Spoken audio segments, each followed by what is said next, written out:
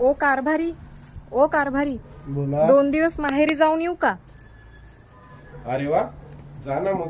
पण नेमकं 2 दिवसात तुला ते काय शिकवतील शेतीतली कामं? मी तर म्हणतो छान व्यवस्थित 4-5 महिने राहा आणि पूर्ण पेरणी करूनच येतो. तुम्हाला जरी माझ्या मतांची किंमत नसली तरी देशाला माझ्या मताची खूप किंमत आहे.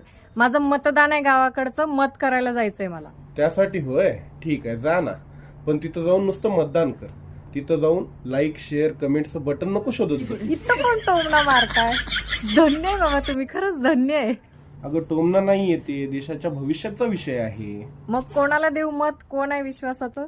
फक्त आश्वासनं देणारे नाही तर काम करणाऱ्यांना मत दे. आजकाल खूप फसवणूक होत आहे. मुलाला शेती बघून मुलगी दिली जाते आणि मुलीला गवत उपट म्हटलं तर ती गहू उपटून येते.